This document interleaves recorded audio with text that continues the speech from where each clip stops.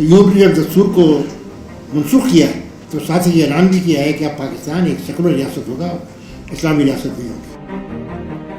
کہ صدر ملٹن نے یہاں تک کہا تھا کہ وہ سب لوگ جو اسلامی دستور کی بات کرتے ہیں ان کو کشتیوں میں بٹھا کر بحیر عرب میں ڈال. ایوب نے 1962 میں جو آئی محمد ایوب خان کے نام سے یہ دستور دیا تھا تو اس کا نام اسلامک ریپبلک پاکستان کے بجائے ریپبلک پاکستان. یہی چیز آپ کو 73 کانسٹیٹیوشن ملے گی. اس کا پہلا ڈرافٹ جو آیا اس میں اس کو سوشلسٹ ریپبلک آف پاکستان قرار دیا گیا. اس کا آرٹیکل 3 یہ تھا کہ state would be a socialist state. جدوجہد کا نتیجہ تھا کہ دستور ان تمام فقوں کو لایا جو 56 دستور میں تھی اس سے بہتر شکل میں لایا. اور ہم یہ کہہ سکتے ہیں کہ 73 کا دستور بنیادی طور پر ایک اسلامی دستور ہے.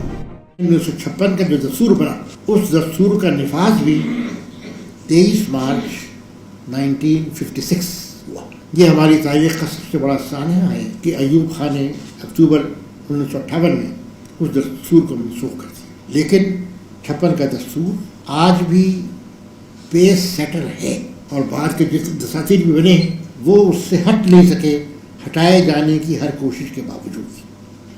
ایوب نے جب دستور کو منسوخ کیا تو ساتھ ہی یہ اعلان بھی کیا ہے کہ اب پاکستان ایک سیکولر ریاست ہوگا، اسلامی ریاست نہیں ہوگی. بلکہ صدر ملٹن نے یہاں تک کہا تھا کہ وہ سب لوگ جو اسلامی دستور کی بات کرتے ہیں ان کو کشتیوں میں بٹھا کر بحیر عرب میں ڈال. یہ اس کے الفاظ. لیکن اللہ کا کرنا یہ ہوا کہ وہ تو یہیں رہے لیکن اسکندر مرزا کو ایک باقندری اسی ملک سے جانا پڑا. پھر ایوب نے 1962 میں جو آئی محمد ایوب خان فیلڈ مارشل ایوب خان کے نام سے یہ دستور دیا تھا. آپ کو معلوم ہے کہ اس کا نام اسلامک ریپبلک پاکستان کے بجائے ریپبلک پاکستان.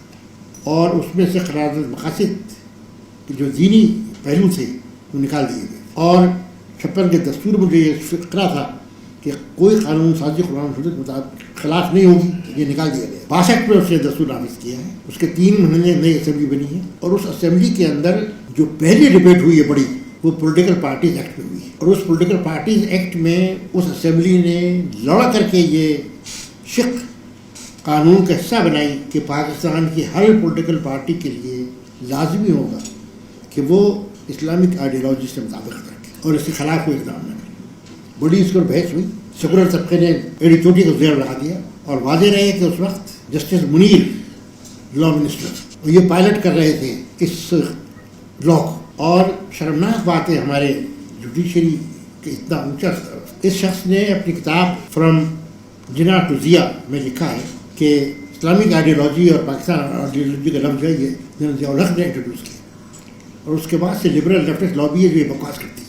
آپ 1962 کی اسمبلی کی کارروائی نکال کے پڑھ لیں. میں نے ان سے کوٹ کیا ہے اپنے حالیہ تحریر کے اندر کہ اس شخص نے پہلے اپوز کیا اسلامک آئیڈیالوجی کے لفظ وہاں پر اس قانون کا حصہ ہے اور پھر جب اسمبلی نے اصرار کیا کہ نہیں ہم یہ رکھیں گے تو اس نے یہ کہا کہ میں بہت دکھی ہوں لیکن بھائی میں نے غور کیا ہے اور آپ اگر اصرار کرتے ہیں تو ہم اس کو شامل کر دیتے ہیں. یہ اس کے الفاظ ہے. یہ ہماری تاریخ ہے. پھر اس کے بعد جب 62 کا دستور پر امنڈمنٹ آئی ہے تو پہلی امنڈمنٹ یہ تھی کہ پاکستان کا نام Islamic republic of Pakistan restore کیا. قرارداد مقاصد کو ان الفاظ کے ساتھ جس میں وہ پاس ہوئی تھی بحال کیا اور دستور کی یہ شق کہ قرآن قانون سازی نہیں ہوگی یہ بحال کی. یہ تینوں چیزیں 64 میں جبکہ ہم جیل میں تھے اس وقت اسمبلی نے منظور کی. تو فرار کی پوری کوششیں ہوئیں. 56 کا کانسٹیٹیوشن آج بھی پریویل ہے ان تمام کے دن. پھر یہی چیز آپ کو 73 کانسٹیٹیوشن ملے گی. اس کا پہلا ڈرافٹ جو آیا اس میں اس کو سوشلسٹ ریپبلک آف پاکستان قرار دیا گیا. اس کا آرٹیکل 3 یہ تھا کہ state would be a socialist state. لیکن پیپلز پارٹی میجورٹی میں تھی.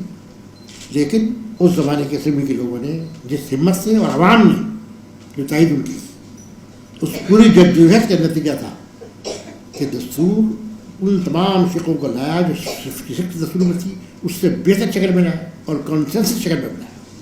اور ہم یہ کہہ سکتے ہیں کہ 73 کا دستور بنیادی طور پر ایک اسلامی دستور ہے، ایک جمہوری دستور ہے، ایک فلاحی دستور ہے اور ایک فیڈرل دستور ہے. یہ چاروں خوبیاں